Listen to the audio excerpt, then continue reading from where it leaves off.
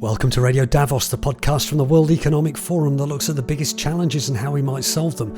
This week, what does the world get wrong about America? It's a remarkable, maybe unique combination of fragility and resilience. At the annual meeting in Davos, everyone was talking about where the US and the world was headed in 2025. We asked three experts there how we might better understand this 20th and 21st century superpower. Nothing continues forever, and if something can't keep going on, eventually it won't. But right now, the United States seems to be in a fairly dominant position, certainly in the Western world. When Donald Trump says, "Make America great again," what does he mean? And what should we understand by it? The qualities that make America great are the qualities that made it the industrial leader in all of these technologies, that enabled American society to leave sort of feudalism and other things behind. Their nostalgia is also future-centered. And what should we make of the comeback president who appears politically stronger than ever before? The new president is feeling very emboldened. I think he's feeling quite unleashed and certainly not bound by previous conventions that have played a big part in the country's resilience. Follow Radio Davos wherever you get your podcasts or visit wef.ch/podcasts. I'm Robin Pomeroy at the World Economic Forum, and with this look at what we misunderstand about America. American policy is like a kaleidoscope. You keep turning it and new patterns appear. This is Radio Davos. The annual meeting in Davos this year coincided with the inauguration of Donald Trump for his second term, and many of the conversations there were about what the world should expect from a newly emboldened Trump 2.0. In the weeks since Davos, we've had a flavour of that, but as I record this, there are still huge uncertainties about what of those many policies Trump has announced, many of them quite radical, will really come to pass and what impact they will have on the world. In a bid to better understand America in 2025, we spoke to three experts in Davos, and they had plenty of enlightening things to say to help those of us on the outside to see the whats, whys and hows of Trump's US. Andrew Edgecliffe-Johnson is a British journalist who has spent decades covering the US as a correspondent and news editor for the Financial Times, and now as CEO editor for the news platform Semafor. I asked him what he has learned about the US that most of us outside that country perhaps don't realise. I think the way I'd put it is it's a remarkable, maybe unique combination of fragility and resilience. I think when you look at the divisions in the country now, you have to think there is something quite fragile about the American project, about the institutions of government. They've been very heavily tested in recent years, and there's very little confidence in them increasingly among the population. It's a very, very split population. When I first moved to America 25 years ago, it felt like it was a country that was unified by a story. It was held together by the founding ideals in a quite unique way. But at the same time, in the time I've lived in the United States, I've lived through 9/11, I've lived through the global financial crisis, I've lived through the COVID pandemic, I've lived through those divisions that polarization has highlighted. And every time you come across one of those, you think, oh, is this it? Can America come back from this? And America has an extraordinary record of coming back from that. I think what I would say is I think we're in for a new test of those fragilities. I think the new president is feeling very emboldened. I think he's feeling quite unleashed and certainly not bound by previous conventions that have played a big part in the country's resilience. I interviewed David Rubenstein of Carlyle at the Semafor House here in Davos this week, and he said he believed no president and maybe no person had ever had as much power as Donald Trump has now, with the possible exception of FDR in World War II. So this is an extremely powerful president. He's already put 3 justices on the Supreme Court before he starts his second term. He has both houses of Congress. He knows where the levers of power are and certainly knows how to use them, and has a strong desire to use them. And I think, again, as David Rubenstein said, we should expect him to use that power both at home and around the world. Andrew Edgecliffe-Johnson, CEO editor at Semafor. He mentioned businessman and podcaster David Rubenstein, and we have our own interview with him later in this episode. But before that, Walter Mead is a Global View columnist at the Wall Street Journal, professor of strategy and statecraft at the University of Florida, and fellow at the Hudson Institute, a think tank that, in its own words, promotes American leadership for a secure, free and prosperous future. We had a wide-ranging conversation, and he had many interesting things to say about US foreign policy. We'll get to that, but first we also spoke about the meaning of Make America Great Again, and I asked Walter Mead if the rise in support for Donald Trump in the US was to do with the middle classes feeling the American dream was now something from the past. I think if you look at the decades after World War II, which kind of retrospectively looked like a period of great stability in Western politics, what you saw then was the rise everywhere of middle-class standards of living based on mass manufacturing. Large numbers of people either work in blue-collar jobs in a factory or lots of clerical jobs. Information processing wasn't done by computers. It was done by clerks and people with adding machines and all of these things. You put those two kinds of employment together, clerical and manufacturing, and as late as the 1970s in the US, over half the workforce was in those jobs. I think now we're well under 20% of those jobs. The idea was you would graduate from high school and then you would get a job at an employer. You would stay with that employer throughout your career, getting gradual raises over time, and would retire hopefully with a defined pension that would last you the rest of your life. Today, you don't work for the same employer, so you need a different kind of pension. Industries rise and fall. So if you had a great career at Blockbuster Videos, that doesn't help you very much now. There's much more anxiety. I say sometimes everybody wants the jobs of the 1950s, but nobody wants the products of the 1950s, back when there was a phone company monopoly and the cars, yes, they were cheap, but they were pretty crappy. We have a more dynamic society, but that's a more insecure society. And between automation eating at the demand for blue-collar labor on the one side and outsourcing, where factories move to countries where there are lower regulations and cheaper labor on the other, people do feel that a lot of things that they used to be able to count on just aren't there. And would you say that is the primary reason that people vote in the USA, but also in Europe and elsewhere, for what some would call populist candidates? I think that's one of them. I don't think you can take out migration as a result. I've tried to study a little bit about the history of immigration in the US because it's been so central to our history. I think at this point in time, we got something like 15% of the adult population was born outside the United States. We were about that high in the 1910s and 20s. When that happened, immigration became the biggest political issue in many ways in the US. It sparked a revival of the Ku Klux Klan, which was dead at that time, not only in the South, but in the North, as an anti-immigrant movement. And politics was really consumed with this question. And the US ultimately passed a law that cut migration by like 90% into the US. And it was so severe that even in the face of the Holocaust, people were unable to get refugee allocations because these laws were so popular. And this didn't change until the 1960s.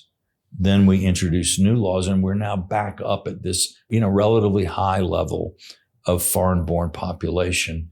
And it's having a similar effect on our politics. And in Europe, you can see similar things.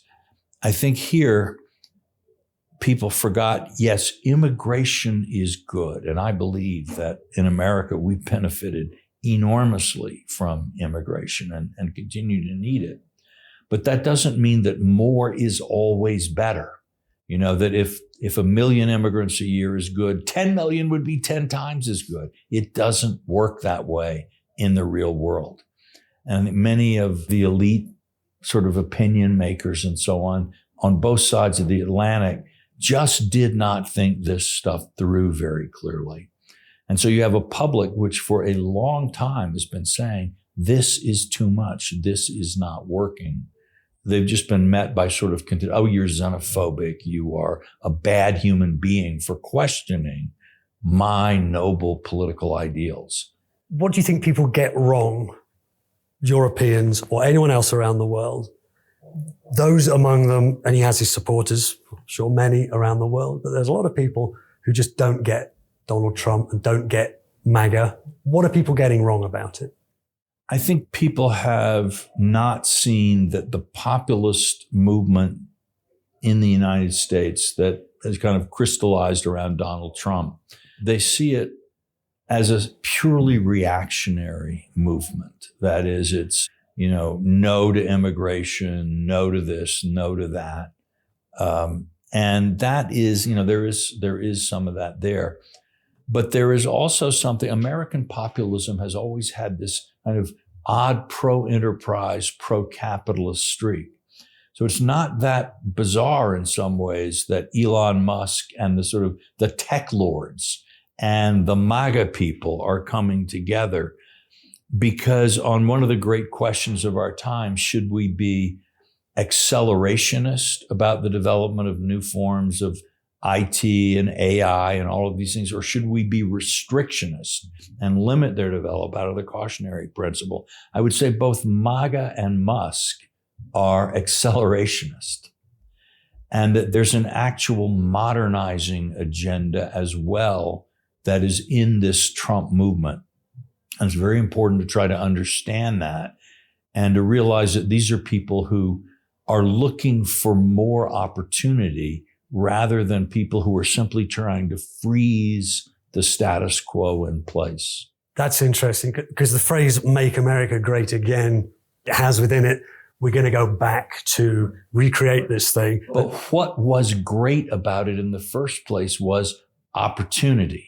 You see that American conservatism is actually kind of radically innovative at its core. That what the qualities that make America great are the qualities that made it the industrial leader in all of these technologies that enabled American society to leave sort of feudalism and other things behind. Their nostalgia is also future-centered. Obviously, Trump 2.0 is very different from the Biden administration, both domestically and internationally.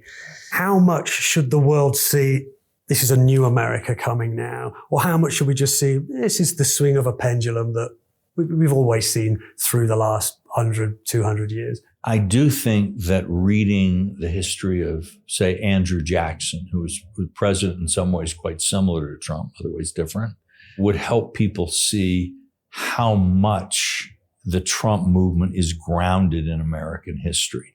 Even Trump saying, we want Greenland. This is territorial expansionism is not alien to the American past. And that'll help, I think, also in terms of what he's likely to do and likely not to do. I think Trump is sincere when he says he does not want war. Partly politically, he doesn't think war would be good for him politically, but it's a waste. It's terrible. It eats everything. And he doesn't want it. This is important. They talk about the difference between taking him seriously and taking him literally. What does it mean to try to understand? So yes, I think there's a lot to be learned from history. That said, President Donald Trump is a unique individual. In the history of American politics, we have seen people who had his kind of command. Teddy Roosevelt would be one. Andrew Jackson is another. But he has taken over the Republican Party. He has moved American politics in a direction that it didn't expect to go. And I think in the whole history of the world, I don't think any living human being has dominated as high a percentage of the mental activity of the entire human race as Donald J. Trump.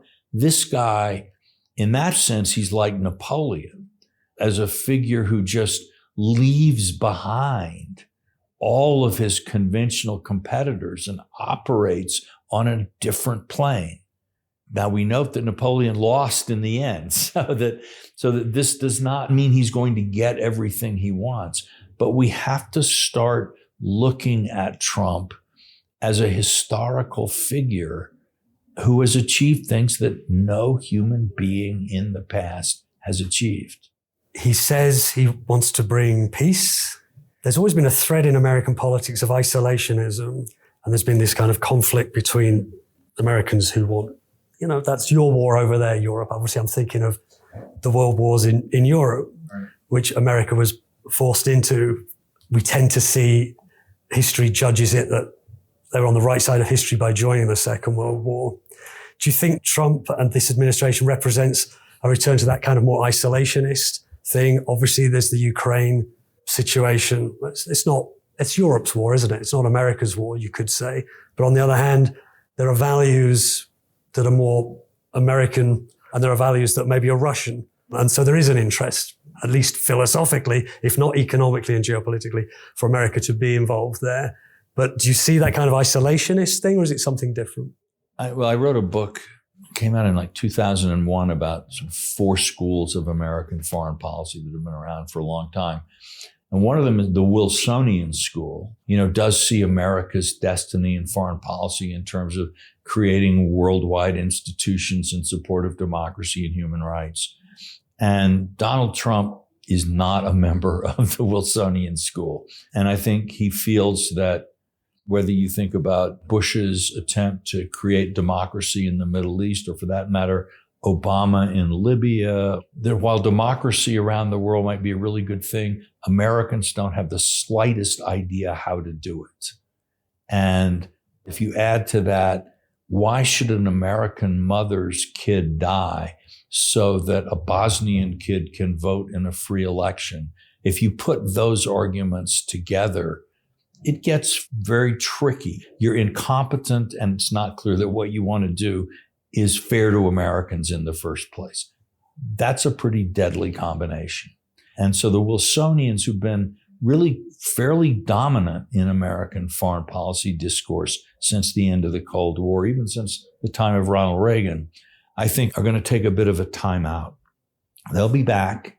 American policy is like a kaleidoscope. You keep turning it and new patterns appear.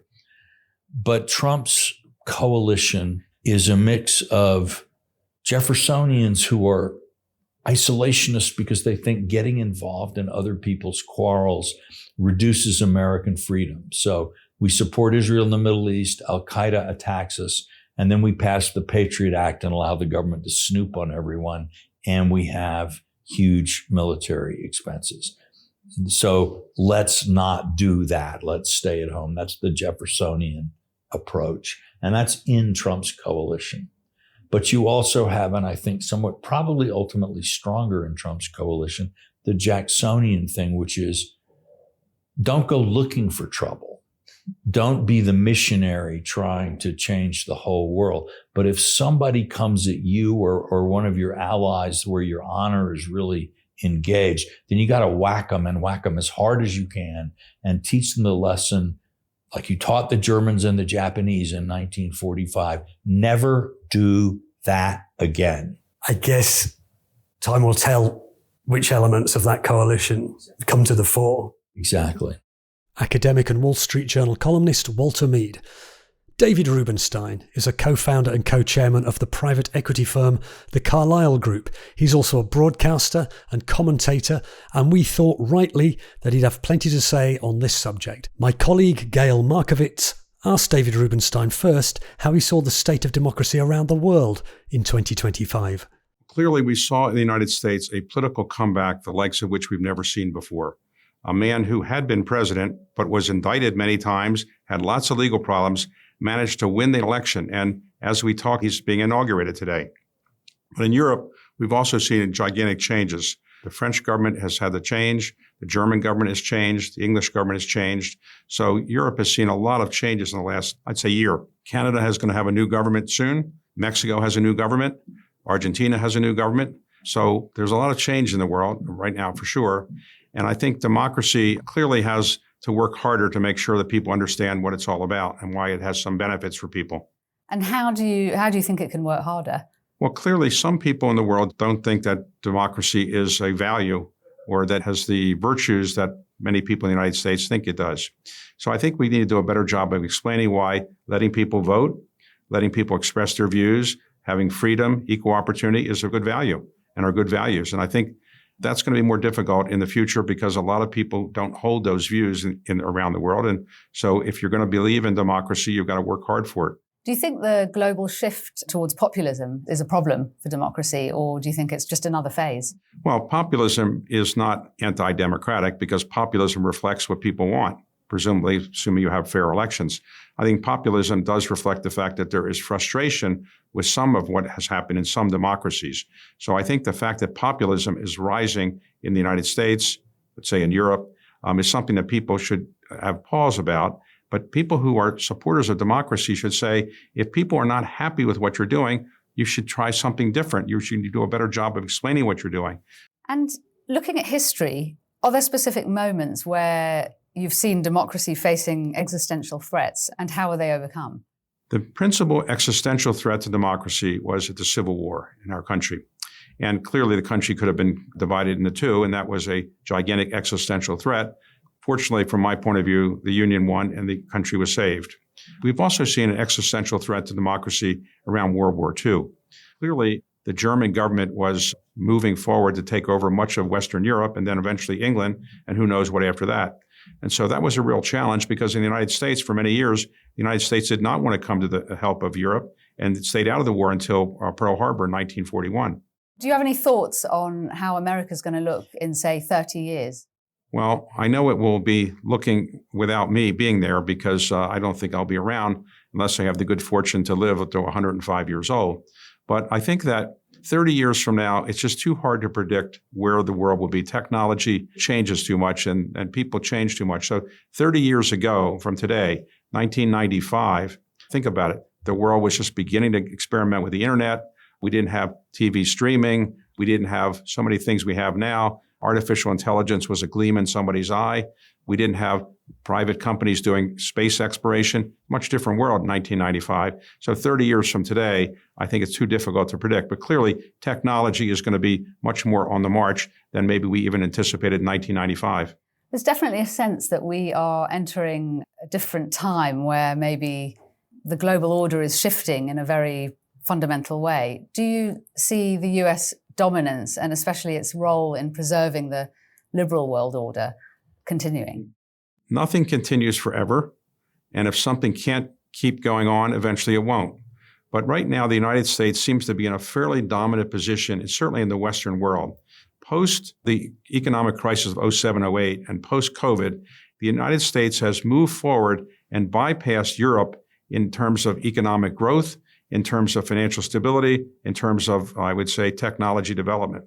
So, for example, as much as everybody loves Europe, and I certainly love Europe, it's hard to think of a European technology one needs to get through the day. But you need to get through the day with an American technology. Very few people get through their day without using an Apple phone, an Amazon product or service, maybe Netflix, Facebook, or something from Meta, or Google search.